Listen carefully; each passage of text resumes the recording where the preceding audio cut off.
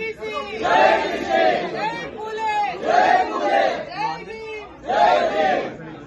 నమస్కారం. ఇవాళ తెలంగాణ జాగృతి నుండి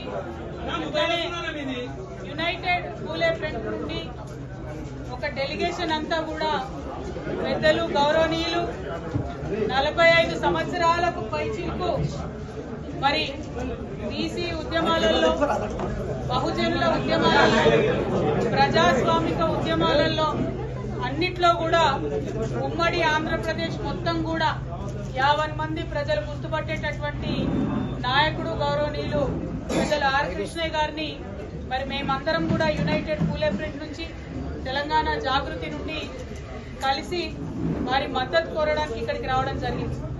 మీకు తెలుసు, గత 2 సంవత్సరాలుగా కూడా మరి కామారెడ్డి డిక్లరేషన్ ఏదైతే కాంగ్రెస్ ప్రభుత్వం ఇచ్చిందో దాన్ని అమలు చేయాలని చెప్పి మేము పెద్ద ఎత్తున పోరాటం చేస్తూ ఉన్నాం. అందులో ప్రధానమైనటువంటి అంశం 42% రిజర్వేషన్లు బీసీలకు ఇచ్చినాకనే లోకల్ బాడీకి వెళ్లాలనేటటువంటి అంశం. ఆ అంశం మీద ప్రధానంగా పోరాటం చేయడం జరిగింది.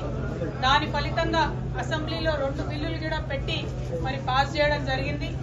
ఇవాళ అసెంబ్లీలో బిల్లులు పెట్టి పాస్ అయిన తర్వాత కాంగ్రెస్ పార్టీ రాజ్యాంగంలో ఉన్నటువంటి ఆర్టికల్ 243 క్లాజ్ డి ప్రకారం గవర్నమెంట్ ఆర్డర్ అంటే జీవో ఇచ్చి 42% రిజర్వేషన్లు ఇచ్చి ఎన్నికలకు వెళ్లేటటువంటి ఆస్కారం ఉన్నది. కానీ ఇక్కడ ఉండేటటువంటి కాంగ్రెస్ ప్రభుత్వం తమ యొక్క బీసీల ప్రేమను కేవలం మాటల వరకే పరిమితం చేస్తూ, చేతలలో చూపించకుండా, అవకాశం ఉండి కూడా మరి రిజర్వేషన్ కల్పించకుండా, నెపం మొత్తం మేము బిల్లు పాస్ చేసినాం, రాష్ట్రపతి గారి దగ్గరికి పంపించినామని చెప్పి నెపమంతా కూడా రాష్ట్రపతి గారి మీద తోసేసి బీసీలకు రిజర్వేషన్ ఇవ్వకుండా ఎన్నికలకు వెళ్లేటటువంటి ప్రణాళిక రచించడం చాలా శోచనీయం. రేపు కేబినెట్ సమావేశం జరుగుతున్నది.